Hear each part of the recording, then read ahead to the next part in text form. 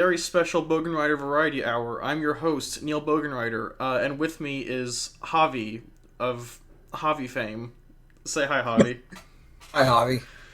Wow, beautiful. Okay, There we go. so, We got the jokes. yay! So we're here to talk about a very special piece of cinema, one that is both masturbatory and symbolic in nature, and that is Zack Snyder's Justice League. I can see Javi is stroking his mother box there. Mother. Yes. S Mother. its name is Martha.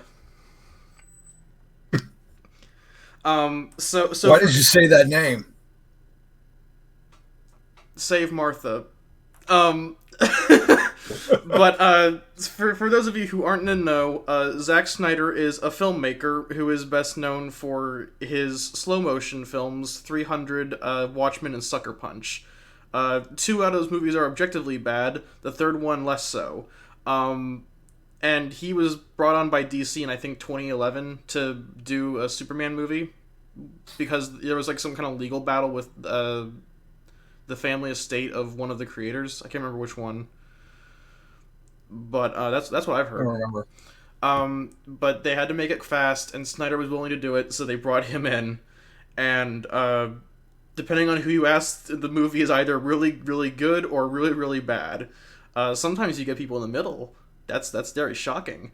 Um, and then later in the same decade, Snyder made what was the first film in the DC cinematic universe, Batman versus Superman: Dawn of Justice. Uh, it was I don't want to say it's a critical failure because people love it. Or not a lot of people, but like he has a No, I think it's fair to say that it is a critical failure. It just has its it fans, has a very and they're very passionate about it. Zack Snyder The has critics did not love it, and neither did the mainstream. Zack Snyder has what I'm hesitant to call a cult audience, but it's not like Jared Leto's Cult Island, but it's the closest thing you can get to without the robes and the drums and the chanting. But he has a lot of those in his movies, so make of that what you will.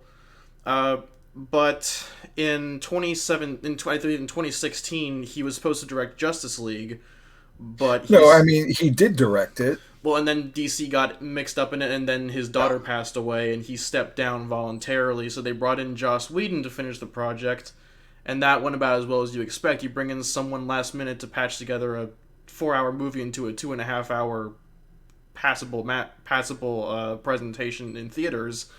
It did about as well as you expect. Well, And passable is a matter of opinion. yeah. Real quick, since we're getting into this, what would you give Justice League as a grade, the Whedon cut? Because I'd give it like a D. Uh, yeah, probably. I mean, I don't know. Part of me feels like that's harsh, but and wants to give it like a C, C minus because there are one or two things that I really like about it. Um, but rewatchability wise, is it's pretty nil for me, and it looks awful. There's not a lot of stuff that matches, especially if you talk about like tone and how it fits in with the prior two films. It Just looking at the tonally Snyder it's tonally it's like a complete deviation from Snyder's previous two films. movie, yeah, I don't count Wonder Woman because that Snyder was only a producer on Wonder Woman. He wasn't a director. yeah. So yeah, I'd probably have to agree with you, like D plus maybe. I'm not a fan, and after this version, I probably won't ever go back to it unless I'm cherry picking like the Superman Flash race. Yeah, that's like the one. That's one of the few good things I found in that movie, in Yeah, the original. But Snyder's fans were insistent for 4 years, I believe, to the day. that's putting it. Insistent is a nice way of putting it. Basically, they tried to bully Warner Brothers into giving them their version or the Snyder cut. And I believe in 2020, Snyder confirmed that it existed somewhere, and then Yeah, it was during a live stream on Vero, Zack Snyder's favorite uh, social media that's platform. still around. I think didn't it Yeah, die? it's still around, and that's where he did a Man of Steel commentary. Um, and then at the end, he did like a Q&A where they had some super fans and a Superman. Henry Cavill showed up, And then at the end, he kind of turned his screen around and revealed, Justice League, the Snyder cut on HBO Max. So Yeah, it and was like it had to have been March or April because it was just at the beginning of the pandemic, and people were doing like live streams to kind of help everyone's psychological mental health. Gal Gadot did one. It didn't go very well. Did she? It was, remember the one where she sang Imagine, or Oh! not? I thought you were talking about like she did a commentary or something on Wonder Woman. No, I'm like, how did I miss that? she did a live Yeah, stream. It didn't go very yeah. well. um, but in March of 2021, ah, Cue the singing. cue the weird chanting. Uh, But in yeah, March of 2021, we finally got the Zack Snyder version of Justice League, in all of its dreary color degraded glory. two versions We got of two Zack versions. Snyder's Justice League. We got the main one, and then we got Justice is Gray, which I believe is just a black and white with gray Yeah, shaded uh, color cut of the film. That one I feel like is the most pretentious. not wrong. So yeah, just going off of that, what's your immediate grade for Justice League, or For for Zack Snyder's Justice League? for I should say. the first version of Zack Snyder's Justice League, um, I'd probably go around a B plus range. Really? Yeah, I really enjoyed it, but here's my caveat to that. I watched it like the first 2 hours with Brooke, and then we had to stop. And then the next day, I watched the first 2 hours with the kids, and we had to stop. And then that night, I watched the last 2 hours with the kids, and then like maybe 2 days later, I watched the last 2 hours again with Brooke. So I've seen it twice. Is this like Stockholm syndrome where you're stuck with the film and you have but to in keep? two settings. So I can't. I don't feel like it's fair for me to. I don't really think I can give an accurate grade until I sit down and devote 4 hours of my life to watch it. No one has in 4 hours to devote their life to this thing. Yeah.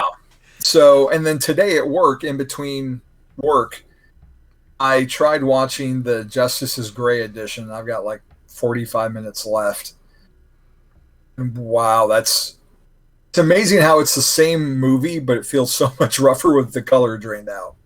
No, yeah, because it's one of the things that I thought was kind of a good idea for Justice League, like the Whedon cut, but it didn't work out well, was the changing of the colors. Because Snyder films, by design, are very dreary in design and color Yeah. grading.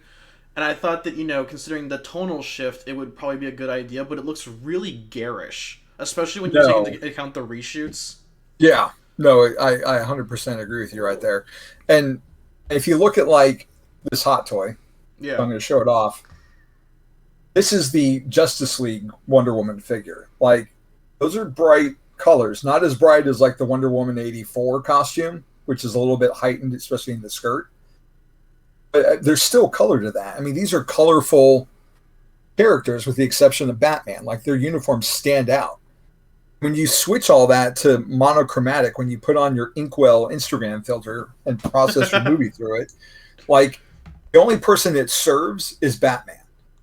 Everyone else looks awful, especially when you consider that he CGI'd Superman to have a black costume. Oh, 'Cause yeah. if you look at all the behind-the-scenes footage that Snyder shot, it's blue and red. So they had to black and silver up a blue and red costume, then black and white, black and silver CGI.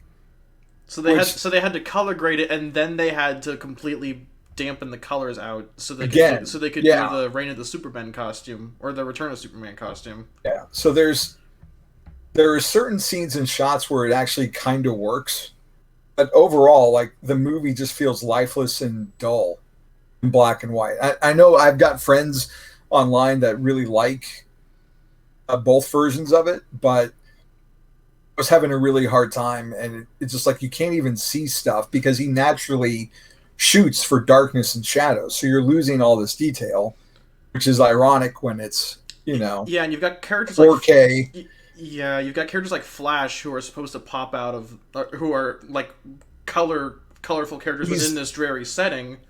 he's the Scarlet Speedster. He's not the gray Yeah, sprinter. he's not the Gray Ghost. That's Hey, Adam Batman West. cut. Yeah, there we go.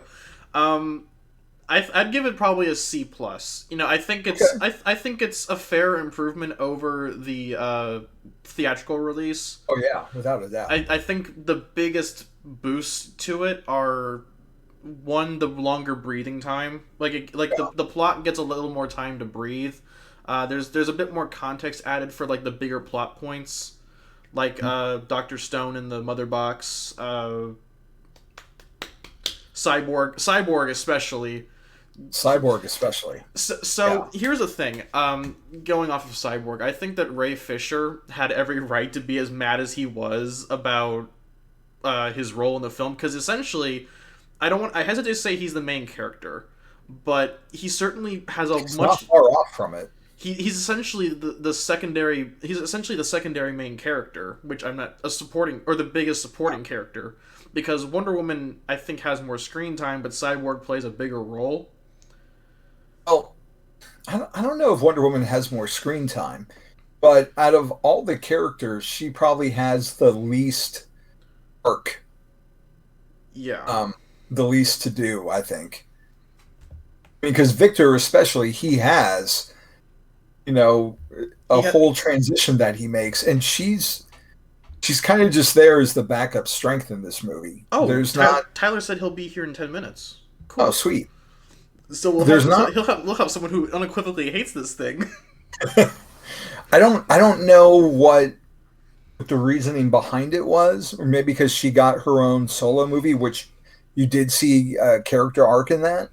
So they were just, having her in Justice League because she's part of the universe. But I think there's out of these. like all the characters she had, well, I mean, she had the least to do. There was no personal growth for her. She was already resolving to be a part of man's world and Yeah, help the team. she feels like she has like, as far as her origin story goes, it feels like she's the most separate from her origin story. Like the Amazonians, I think, have very little to do with Wonder Woman, aside from like the arrow that they Yeah, send to warn her about Steppenwolf and Apocalypse.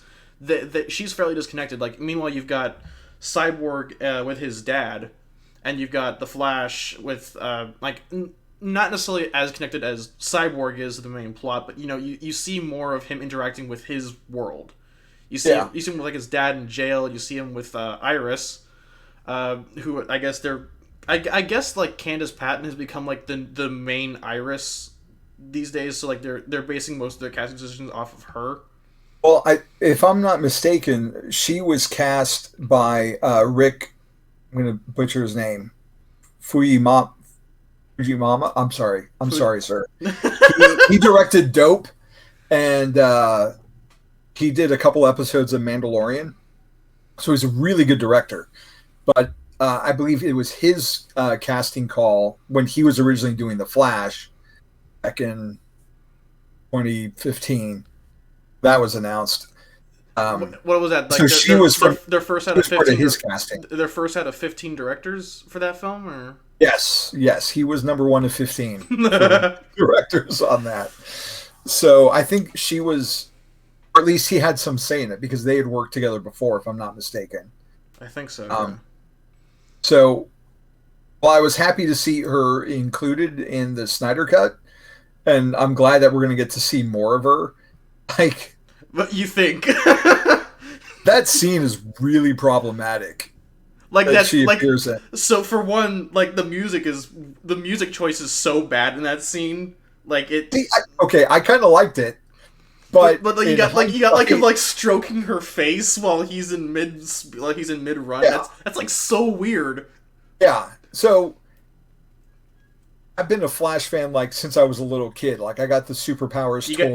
You got the shirt on, so I was that's like 7. I got the shirt on. I've got 2 pieces of Flash art to the side of me. One's like an original commission thing, little quick sketch. So I'm a Flash fan. So I've grown up with Barry and Iris. Like I know they go together. yeah. You know, So watching that scene, like it's like, oh, it's so cute and romantic because there he is, and then she's his lightning rod, and even though that's more of a Wally Linda thing that Barry co-opted for the show, but anyways, Thanks, they're Jeff. tied to each other. I know this in my fan brain, but if you don't know anything about the Flash, That looks so weird. and he sees some girl that he's kind of checking her out, and she's kind of checking him out. And then when she's near death, he just starts like stroking her face. And you don't even know what her name is, so you wouldn't even make a connection if you vaguely remembered like the '90s show, even Yeah. which she was only in an episode for anyways. So it's for like a general audience that's kind of creepy. It's not kind of creepy; it is creepy. Yeah, like for comparison's sake, like imagine if like Aquaman, like Mera was frozen in ice and Aquaman just like licked her.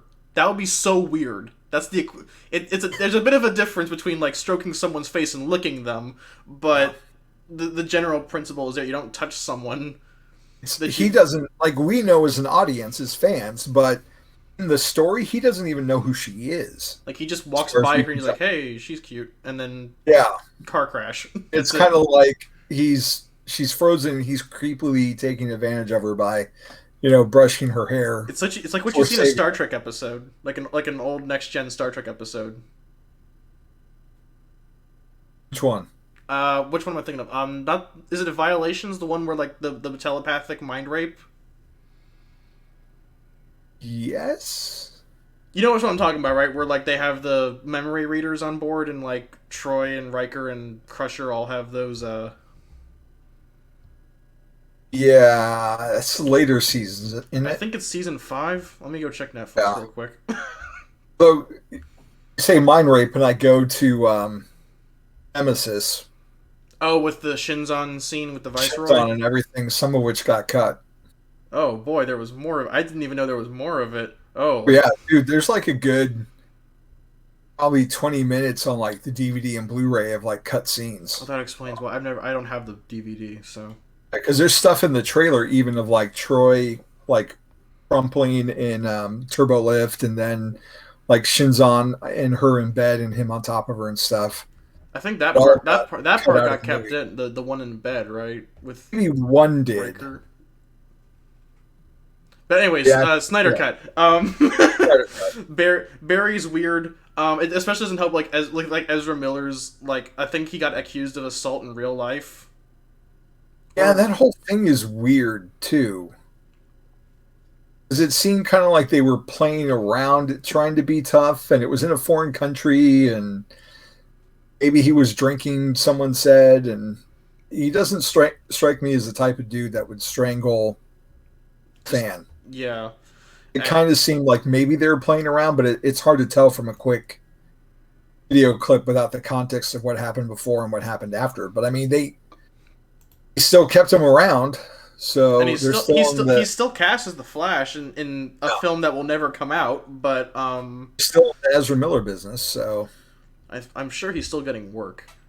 dude, I the do, fact that Black Adam's shooting as we speak and Flash is is still amazing. in like development hell. No, it's not. It's starting next month. Is it?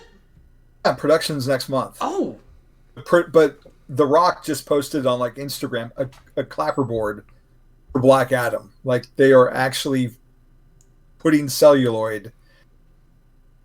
They're nice. committing. They're filming. Nice, and I think they've already. It's like a JSA film. Like they've got the Hawks and they've got Cyclone. It's shaping up to have a heavy JSA involvement because you've got Aldous Hodge as Hawkman. You've got Adam Smasher, um, son of the original Adam. Right? He's the son. I think so. Doctor Yeah. Fate. Oh Pierce yeah, Brosnan's Pierce Bronson. Yeah, Lieutenant you're a Maximum Bond one. fan, so I saw that all over your timeline. Oh, yeah, I'm stoked. Yeah, and Um, going back to those superpower figures, like Doctor Fate was one I didn't have, but my cousin did, and I always wanted it. So I've bought quite a few Doctor Fate figures in my day, just trying to recapture something I never had in my youth. capture the magic you never had. Yeah, But yeah, I think the behind the scenes stuff of like making Justice League is almost a bit more fascinating than the movie itself because, regardless of the cut, I think I think the main complaint that I have is that the plot is relatively the same. It's a bit stronger because of like the added context makes it a bit stronger, but the overall plot is still kind of weak. Yeah. But like the internal politics of like what happened with like Joss Whedon yelling at like Gal Gadot like he's gonna ruin her career. I'm not sure if that's true or not, but like the incredibly unprofessional behavior behind the scenes just shows what Yeah. a mess this film was. And I think I don't think Snyder's like a. I don't like Snyder's films. I think that he is an auteur of a type of film that I'm not a big fan of. Yeah. Especially because he's trying to do like he really wants to do an adaptation of like The Fountainhead, which is a book that I philosophically disagree with on a complete level. But he seems like a guy who you could get along with behind the Yeah. scenes. No, he seems really easygoing for the most part, and the people that work with him tend to really like him and work with him again. And I do like the majority of his movies. I can't think of anyone that I dislike, but like you're saying, there are elements of his take on things that I vehemently disagree with. So It was nice to see that one monkey dragon Green Lantern. That was cool. you know what? That moment sucked in The Justice is Gray. the flashback. Oh yeah, because like you're looking Yeah. at literally just like a gray beam of light just shooting out Like of you his can hand. tell what's coming off his hand when he dies, and you can't. The logo that they copied from Ethan Van Sciver just you lose that That's effect when everything is just the projected one, right? Hey, there's yeah. Tyler. Hey, Hey, How's it going? Everyone, good. this is Tyler slash Symbio Bro. Hello. He and I work together on Crawl Space along with Javi. we allowed to be talking together without Kelly and Brad? Yes. Is there some Uh, contract breach that we're going to be talking about DC? Sorry, Marvel shills. We're here now. So Tyler's been on a winning high. Like, Yeah, he has. oh, hell yeah. yeah. If you've been following King in Black slash Venom, Tyler's the person to go to for absolute W's.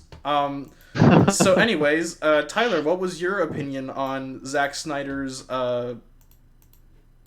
salvaged together $70 million baby?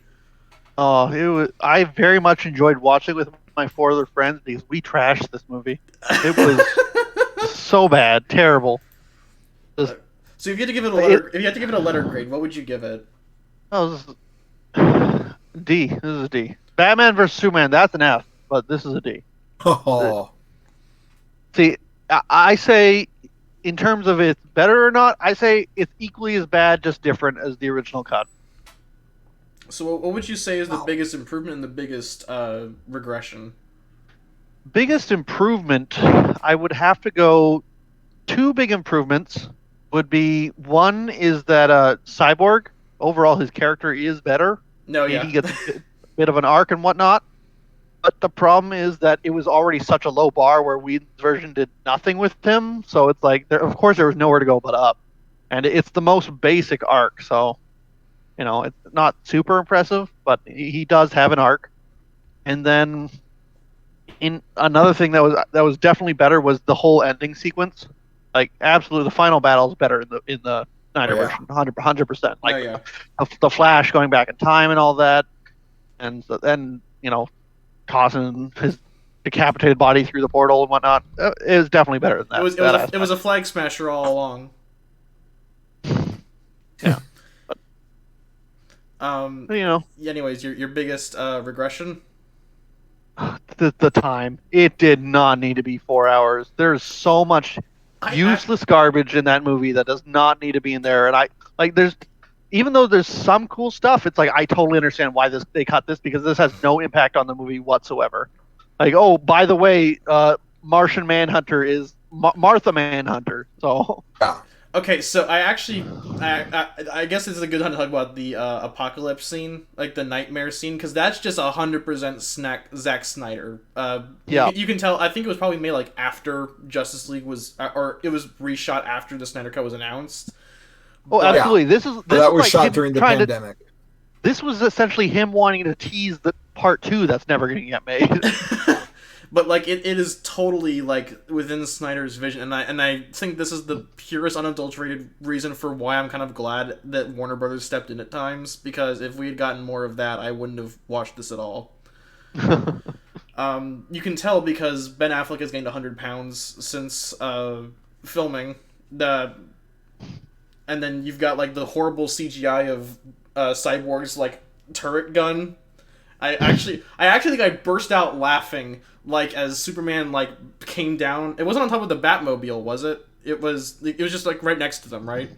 Yeah. The apocalypse scene? Yeah. No, he was right next to him, and I think it might have been footage from BVS just propped in. I'm not sure though. Oh no. Henry Cavill didn't film anything new. With Snyder Cut announcement. It was Joe Manganiello, aka Flash Thompson, and Affleck and Leto, and I guess Amber Heard. I'm not sure if Ezra Miller is that Flash. British accent. It doesn't look like it. Didn't even look anything remotely like Ezra Miller. Yeah, I was like, that's why they had him in the Anthem suit. Get in the javelin. We're gonna fight the Anthem creation. Unfortunately, I know what Tyler was talking about with that one. Unfortunately, from what I've heard, like Affleck and Leto weren't even in the same shot room together. They weren't filming their parts together. Is that why it felt so disconnected?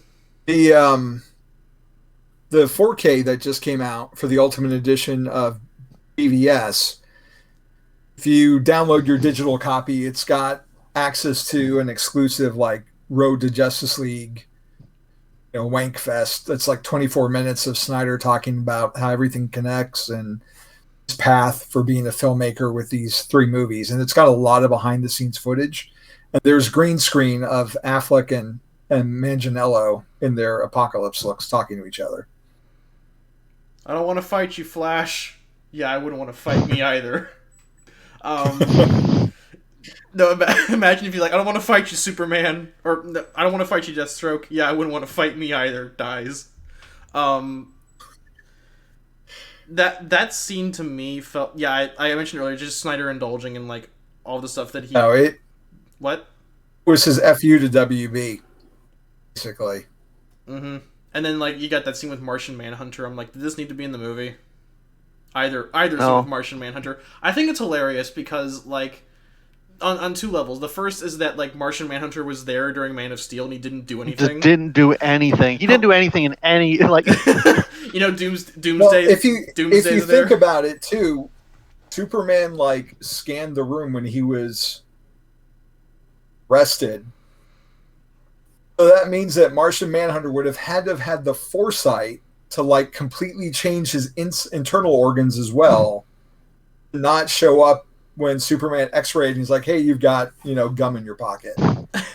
Hey. Through the whole Doomsday thing, he's like, nah, I'm good. You guys got this. Yeah, and like they make a big deal like we need Superman to defeat Apocalypse, or not defeat Apocalypse, defeat Steppenwolf and get the Mother Box. Like, why didn't they just get Martian Manhunter? Because, they make a big deal in the comics about how he's basically a Superman tier character in terms of strength. He is.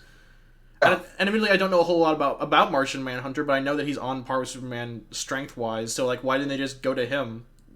No, he's like a Superman because he can fly. He's got strength. He can go intangible.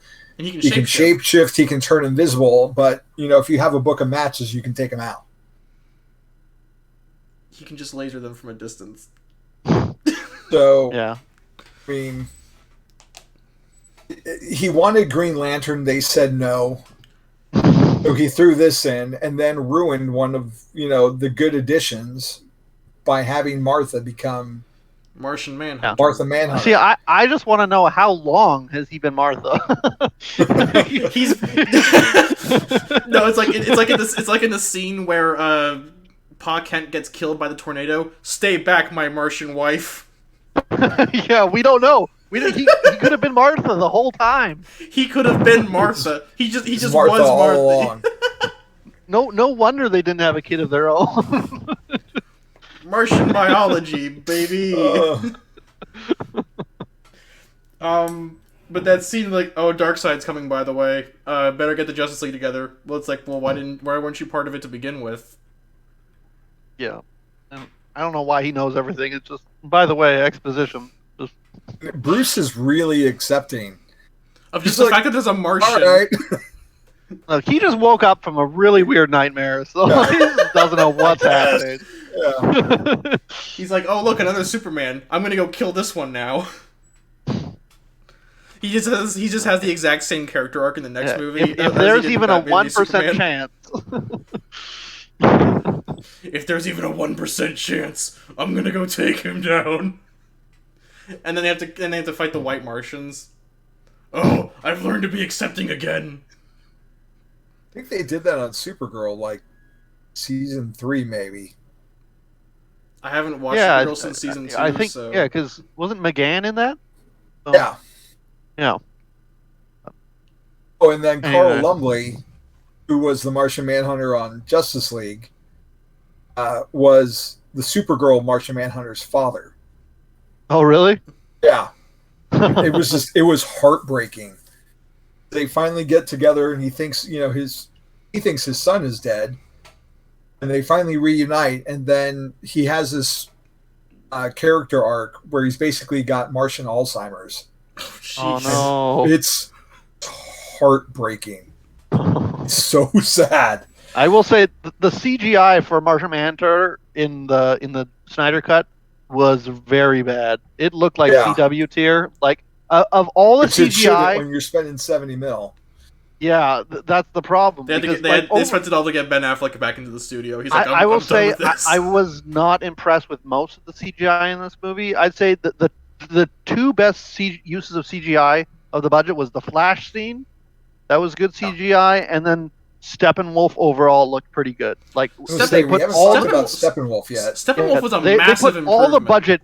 Yeah, they put all the budget into that knife armor, which I don't know why, but I remember my friend and I were watching the Snyder Cut when it first came out, and this was like after it had leaked on Tom and Jerry, and my friends and I were watching, and Steppenwolf comes over to the Amazon. I'm like, boy, this Tom and Jerry movie is really intense, guys.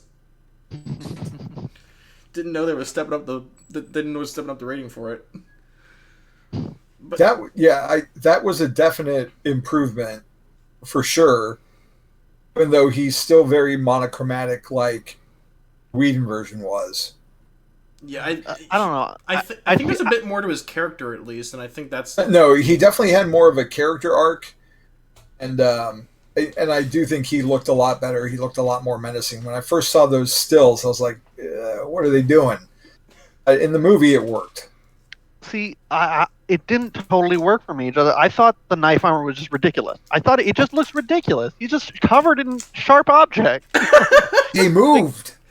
They moved. Wow. Why do they need to move? I feel like if you combine this version with the original version, you could get something that would looks decent. But I think both of them are too far in either direction. I was surprised that there wasn't as much of a Kirby influence to it. I'm not surprised. I assume it's because because it's not Frank Miller. I guess that's why he didn't care, because he lodges Frank Miller up the ass. I think it's an ugly shot of the Batmobile of the giant tank. Yeah. I think it's because Ava DuVernay and Tom King had their New Gods project in the works, which is permadead, which is dead now. So, but Rip in Peace Trench movie. I think that would have been cool. Yeah, okay, what would it have been though? Just monsters screeching at each other? Sure, I'd be down for that. I don't want to read Trench subtitles for 2 hours. Well, you're a symbiote fan, so you're okay with just loud noises and screaming all the time. But yeah, I think that Darkseid at least had something to do, and he didn't do anything, but like at least he has a presence. Like he was kind of set up to be their Thanos. Yeah. But that'll never happen. But it's nice to see what could have been.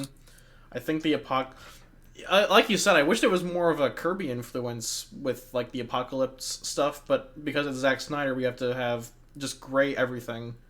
Yeah. So here's a dumb question. It's very specific. What do you guys think of the 4:3 aspect? Is it 3:4 or 4:3? 4:3.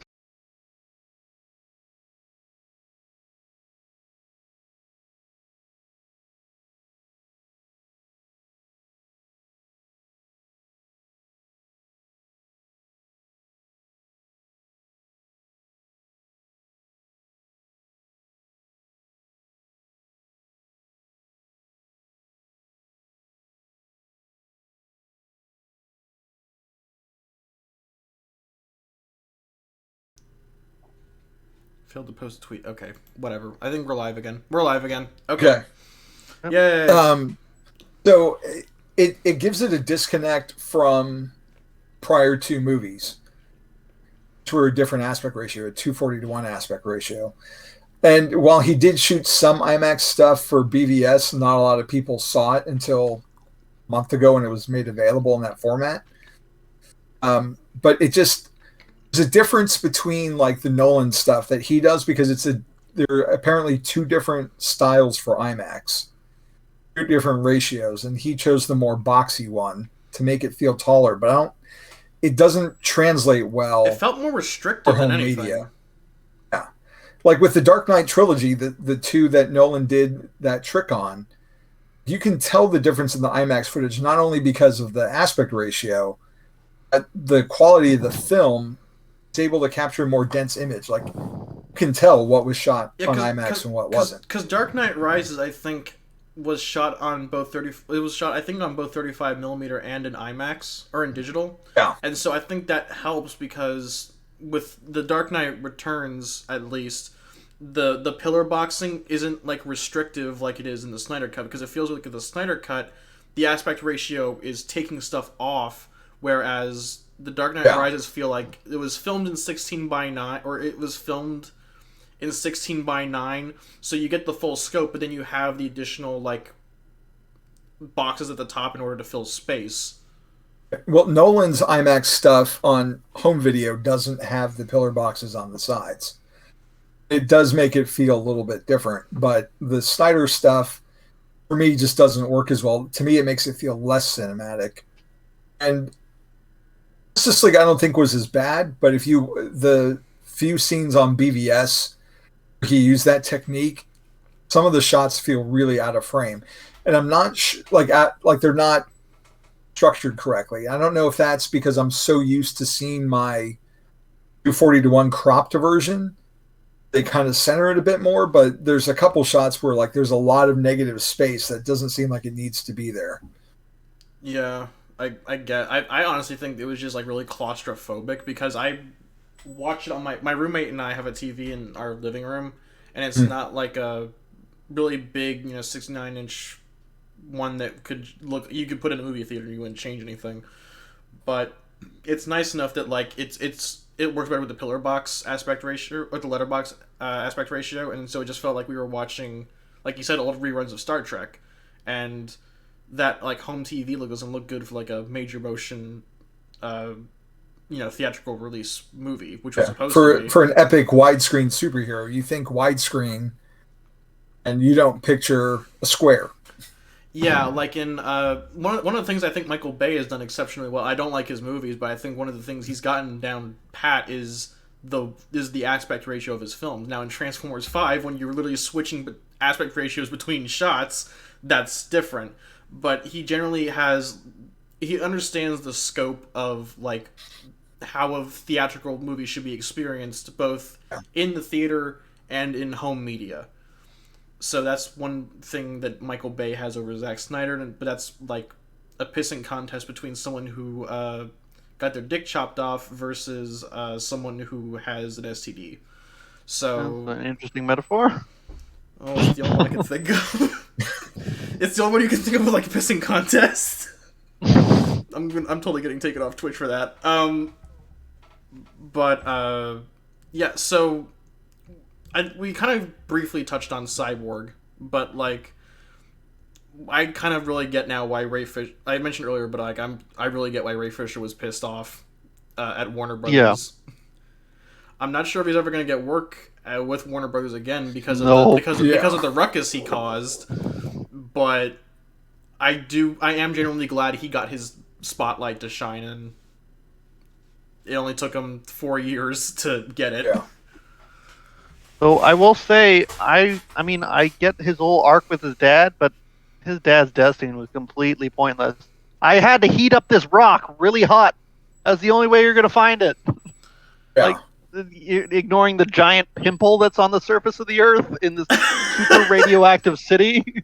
Just, like, a hot rock. Well, is he the still only could way. have heated it up, not been locked inside. Yeah. I was watching that part today. I'm like, why is he doing that? Why didn't he just close the door and use the remote switch, turn it on, or turn it on? Wasn't there throw it in there? Wasn't there a shot of him like trying to use the remote, but it wasn't working, so he had to go in there and do it manually? I don't recall that. There was a close up of him pushing the button, but I don't think it was not working.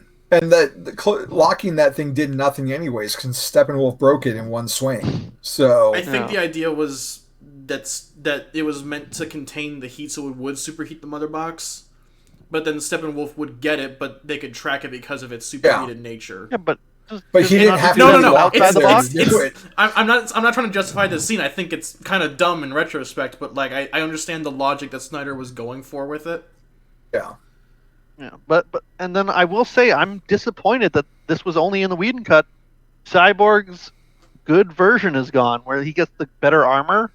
That was in the Whedon cut. And that's not in this. The CGI for Cyborg is, I'm going to be honest, it's god awful. In both cuts. I think the problem. I thought it looked better on this one. I don't know. It might just be the. I didn't notice the difference. It might be the color grading because could be because the Whedon cut is a bit poppy. It's a bit more saturated in its color. So like with the Snyder cut, you have a bit more muted color palette and it's not as obvious. Blends in more. Yeah. So like I honestly think it would have worked a bit better if Cyborg had like a couple of appendages that were still there. Like he had like his an arm with skin, or like his bottom half, or like his midriff was human still. I don't know. It just felt like that really spindly spine that could have just been easily broken by something. Yeah. Like if he tripped, he just fell over and he fell apart. That would have just ended the movie. That felt like a really he got ripped apart in the Whedon cut, and he was still alive. That's true. But yeah, I think Tyler's right. I do wish we'd gotten the advanced armor. It just felt like, oh, the plane's here. Guess movie's over, except for the nightmare scene. Also, Cyborg doesn't have the advanced armor there, so Flash actually looks more like Cyborg in the nightmare scene than Cyborg. I don't know what the idea behind that suit is, but the Cyborg suit or the Flash suit? The Anthem suit, yeah, the Flash one. Yeah, it's a crossover with BioWare. They're making the Justice League game. I think Javi and I talked about Flash, but were you here for that, Tyler? No. What did you think of Flash? He's about the same level of annoying. I don't really care. Oh, come on, Ty. I'm sorry. It didn't change much. Plus, I think the entire scene with him grabbing a hot dog is idiotic. I hated that. We were my friends and I were laughing so hard. Like, oh, look at that hot dog. He's grabbing it. Why is he grabbing it? Because it's an homage to Showcase number 4 from 1955, when he first realized he had powers. And a waitress tripped, and a hot dog went flying in the air, and he caught it. Was she flying through the air about to die before that? No, she was just tripping and falling. Did he stroke the waitress's face before grabbing her? Yeah, did he creepily touch her face, looking no. at her? And then he looks away from that, and then just hot dog. That's something that Neil and I were talking about, as comic fans, it's Barry and Iris, that they're soulmates, they get married, they have kids, those kids have kids. At this point in the movie, general audience who has no idea that there's just some dude randomly stroking the face of a girl he just met. That's kind of creepy. It's not kind of creepy, it is creepy. That whole scene just doesn't need to be in the movie. Even if you like The Flash and and like want that for an intro film, it doesn't need to be in the movie whatsoever. It has no impact on the plot at all. Like it. Well, the hot dog thing, in all seriousness, like I thought he was grabbing it to eat because he has to keep his metabolism is when they did Wally Yeah, West after Barry died, like he had to constantly eat. Yeah, and they did that on the Flash show too, Yeah. right? He's got to eat the Big Belly Burger all the time. Yeah, to a small degree, they did it on the TV show. So I thought that's what he was originally doing it. Like that was a nod to I need to have calories. And then instead it's just a dog trick. He puts it in his pocket. Like I'm gonna have this later. Bizarre. I mentioned to Javi that I thought the music choice was god awful. He and I are going to disagree on that one. Oh, it was terrible. It was terrible. But like the part where he's running and like he literally melts the pavement around him. That was hilarious. Like the CGI there was really weird. Like within the scene, the CGI was good, but that weird moment, like the pavement is like waves splitting around him. Snyder has like some weird. I forget what article it was where he was like explaining the Flash and how the Flash doesn't really work for him because how the science of running, right? Of like super fast, how it like, would rip people apart, but it's like at the same time. You had him break his shoes because he ran and turned. This is like a Sonic the Hedgehog plot line. He tears up the pavement but doesn't cut up his feet. Like, and then there's that scene where we're gonna have it. There's a scene where he's running and he pushes the sword back towards Wonder Woman. I thought it looked cool, but then I thought about it, and Your Movie Sucks talked about it in his review. But like, why didn't he cut himself on the blade? And also, there's a scene later where they're saving civilians, and he saves one, and then he looks over and he goes, "No!" And then the Cyborg saves them. I'm like, well, wait, why didn't you just run and save them too? Yeah, I remember that. Oh, and that was one scene that didn't come off as well in the Justice's Gray version because you can't make out what's going on. With the color differentiation, you can tell kind of that he's flashing around and doing stuff. When everything's black and white, it's just flashes of light. The resurrection, no pun intended. The resurrection scene, it makes no sense. I haven't seen the Justice's Gray version, but that scene where they're resurrecting Superman, it must look awful in the black and white version because like there's so little detail because it's like in dark interior of the Kryptonian ship, but like it's got some rough parts. Sure. And then you've got, like... Actually, I think the character who was untouched the least was Aquaman. Or he had the least changes done to him. Yeah, there was that one extra scene with Willem Dafoe. But other than that, he's pretty much the same. I felt tonally he was different. Both he and Flash, I felt like they were toned down from their Whedon performances. Like, I felt Aquaman was less bro-y. He was more angry and broody. Well, and Barry too was less spastic and like trying to be a Brian Michael Bendis Peter Parker and maybe a little bit closer to what a Flash should be like. Also, I'm sorry if you can hear a weird creaking noise. That's my chair. It's the plastic and bungee cords death trap that I sit in. Oh, okay.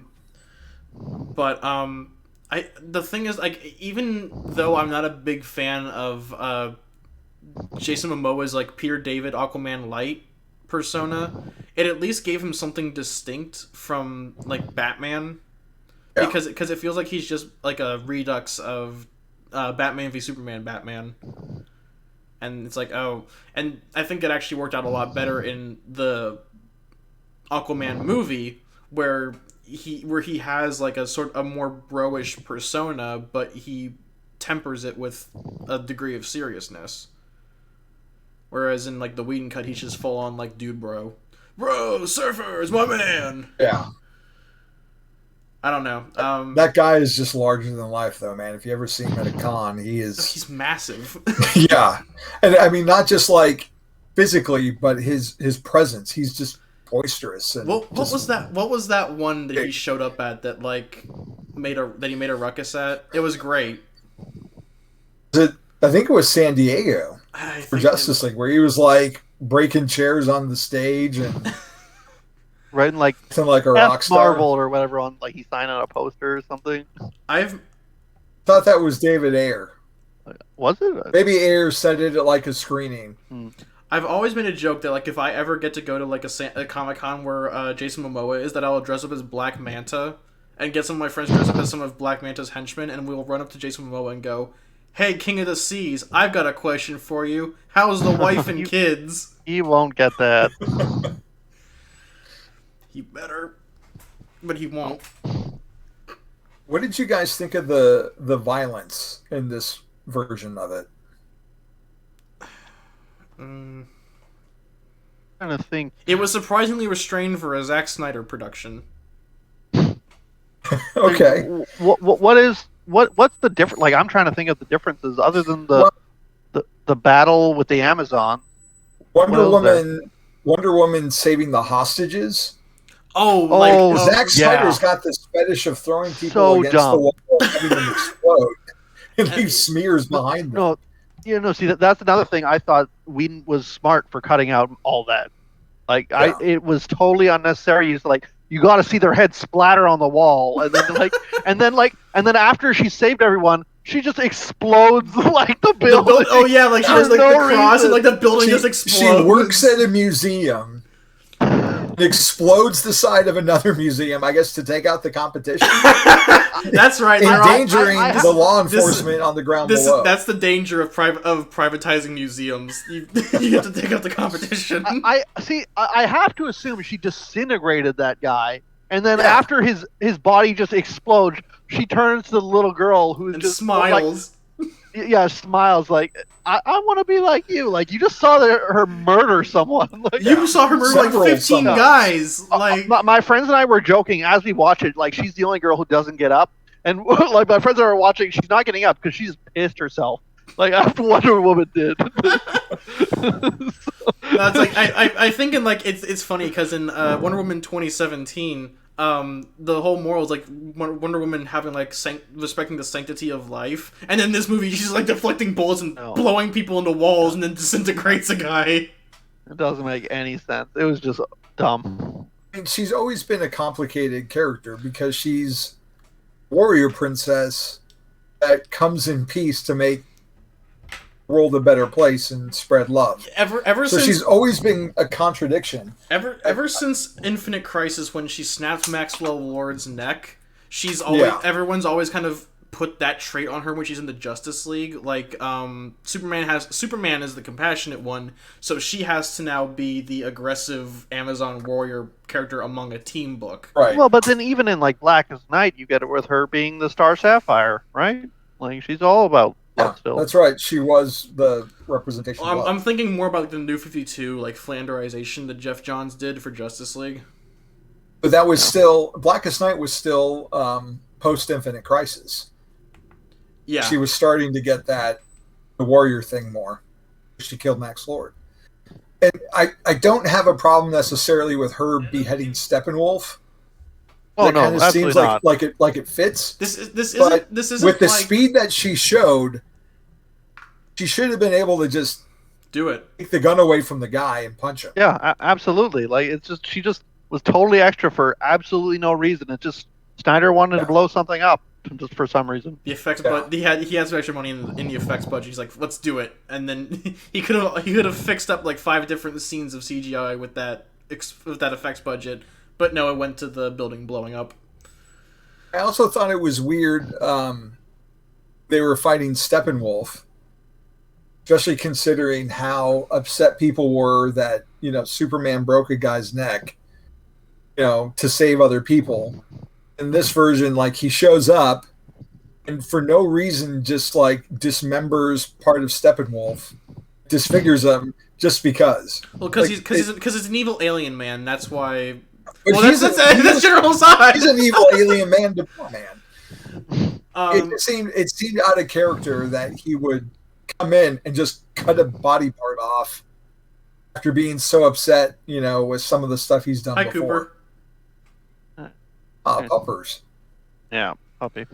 But I think what's weird, like in Man of Steel, for me, the problem is that Superman basically did like 50 9/11s in a single day. And then he gets sad because he snapped Zod's neck. Yeah, and then in the next scene, he's just smooching Lois like in the ashes or whatever. In the ashes of Metropolis, they're making out, and then Zod's back. Gotta go. Bye. Yeah, but I was gonna say, how do you guys? Did you guys talk about the inconsistencies in the plot with Darkseid? No. Not really. Because the whole thing, there's something that really annoyed me in the whole when they talk about the history of Darkseid coming to the planet or whatever. So he just left the mother boxes behind, his greatest weapon, and then he just forgot where the planet was, and also that the anti-life equation was there. There's Like, a 'cause lot he of said- planets, Didn't and he was so beat up that he couldn't remember where he left his okay, keys, man. and then all the other people died.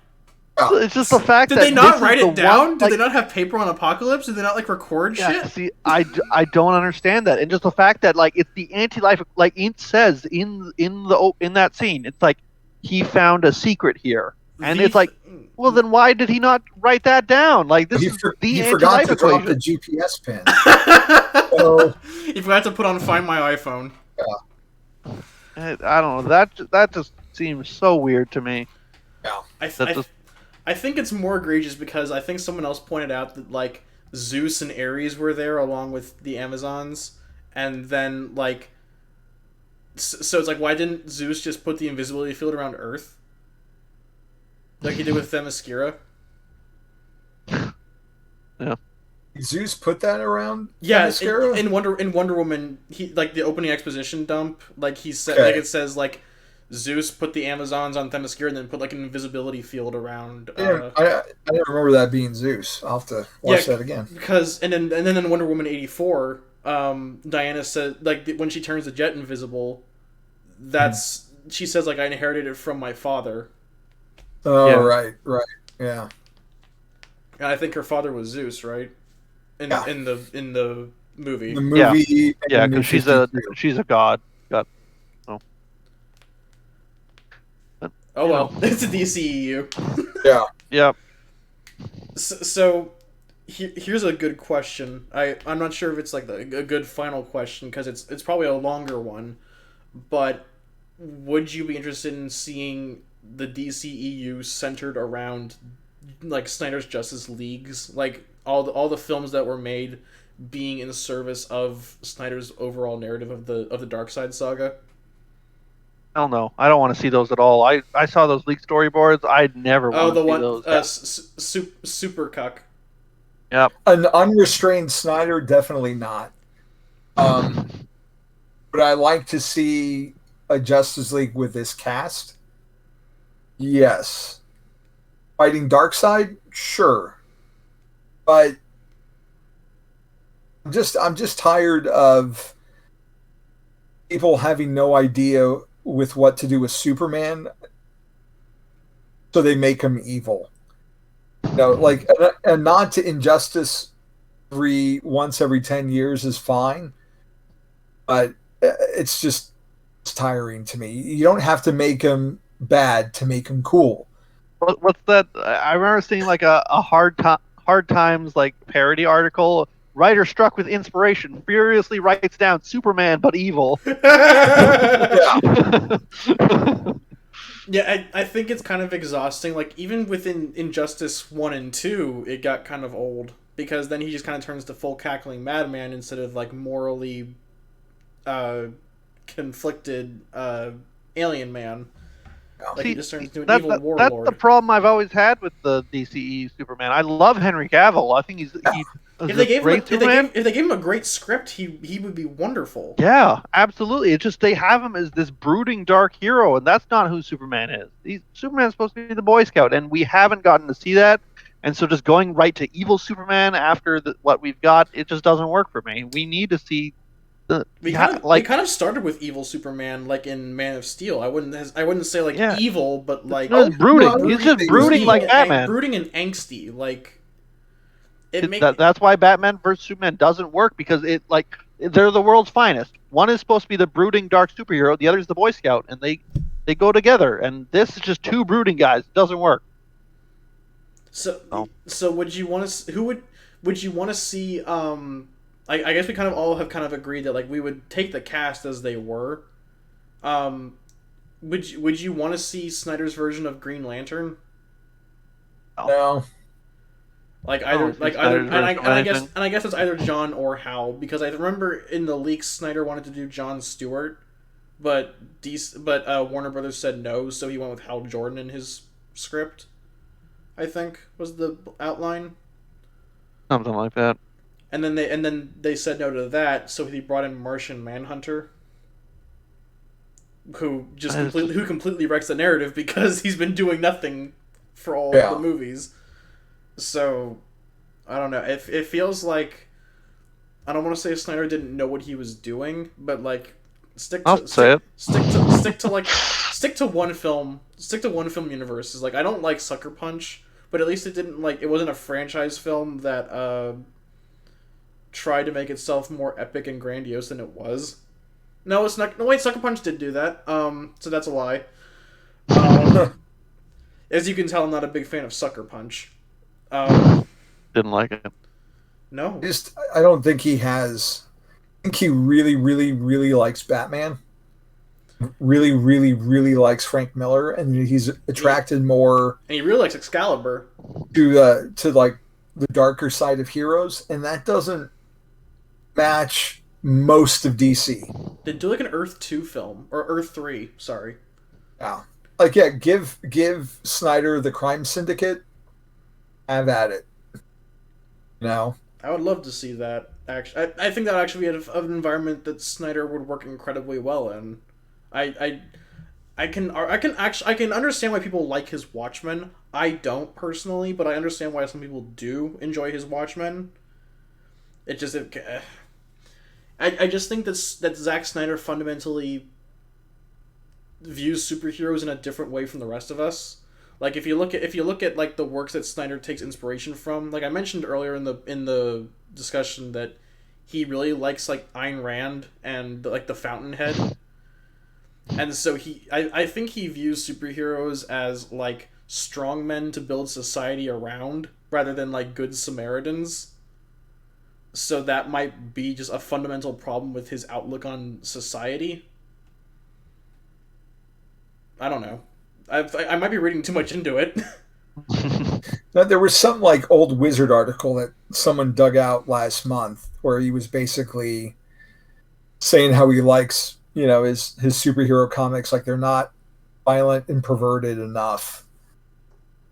So, like, and it shows in. Like, didn't he like how he wasn't depicts there like things. a bit about like him wanting Batman to get raped in prison? Yeah, or something Yeah, about that where he's like, Batman's going to get raped in prison. Yeah, he's like, if I did a Batman movie, Batman would get raped in prison. Come on. I just think that's embarrassing. Because like I actually went back and before this review, I actually went and watched Batman Begins and The Dark Knight, and I think that those films a bit more comprehensively understand like the inner struggle of Batman, while not being too self-indulgent in their misery. I don't have a problem with his Superman having those issues from time to time. I think it would be natural and human for someone who constantly is surrounded by cries for help and the awful things that we do to each other, that there are going to be days where he needs like a mental health break because it's just overwhelming. Like I totally get that idea and how someone could feel that way. The flaw of this whole grand structure was to go from Man of Steel to BVS without a Man of Steel 2 in between to get why people would love this character. Yeah. One of the things I like about BVS is how grounded it feels to today's society, even more so now than when it came out. We're very polarized when it comes to our politics, our religion, our cinematic universes. So the way they were like grounding it in that world where people are that divisive, like that made sense. Like how would he deal with that, and how Batman finally comes to that realization that no, we are still good and we are still worth fighting for. I like those themes that he's dealing with, but it's hard to feel that people accept Superman the positive light when all we get is a quick montage of him slowly, saving people gloomily saving a few things. Yeah, and just like people looking surrounding and very people annoyed as he and does Yeah. it. and people in like Day of the Dead masks like worshipping him. Yeah, I mean, he's only been Superman for 18 months, and we don't really have any idea other than people hate him. Because, I mean, if there was a Superman, I guarantee you would have those people with the signs saying, go away, alien, and all this stuff that they were doing at the White House in the movie. It also Like, doesn't. there would It also doesn't. definitely be people like that. It also doesn't help that in Batman vs Superman, the antagonist, in this case Jesse Eisenberg, Lex Luthor, was obnoxious for one thing, and just didn't feel and based his hatred of Superman off of like maltheism, which feels complete. I don't want to say it feels completely contradictory to Lex Luthor because it depends on which iteration you're talking about. Yeah. But it just feels like just not really a Lex Luthor thing to do. I guess it's mainly because I grew up on Clancy Brown's Lex Luthor from the DC AU. Oh. And so, like, Lex having a god complex and wanting to I guess not wanting to be superseded by Superman just felt like the right Lex Luthor to me, especially because Superman is a godlike being who is benevolent in his approach to saving the world. But it just feels like Jesse Eisenberg was Jesse Eisenberg wasn't a good choice for Lex Luthor. No, You get like you get like a Clancy Brown or a Michael Ironside to play Lex Luthor. yeah, not someone with that weird candy scene pushing yeah, like, the and then like thing into his and mouth. then you got like the piss jar. That was just Granny's peach tea. So yeah, At least he wasn't trying to get land. That's happy to move away from cinematic Lex Luthor land mogul. So that kind of raised. Did you read Imperious Lex, Javi? I didn't read the last part. It's I haven't gotten to that it's, yet. I've been loving. I only read the first two issues. I love the first two though. That's the two I read. No, I was enjoying that too. Mark Russell. I honestly wish Mark Russell was writing Superman. I'm glad he's writing Fantastic Four. But if he ever writes Superman, I will start buying Superman again. But yeah, that's our review of the Snyder Cut. Any last thoughts, Tyler or Javi? When it comes to watching this again, or watching a Justice League again, I'm definitely going to pick the color version of the Snyder Cut. I don't know if I'm ever going to get a chance to sit and watch all 4 hours of it at once. You're not in it's college. You have a job. Very picky action sequences. I love the Flash sequence at the end. I think that's one of the best cinematic superhero moments. Him resolving to, change history and being powered by, his love for his newfound friends and for his dad. That really struck a chord with me. I definitely think it was, for me, it'll be the version I go to watch. Is it perfect? Heavens no. Definitely got a few quibbles with it. They could have cut, the 80 seconds of the sweater sniffer singing out. That would help.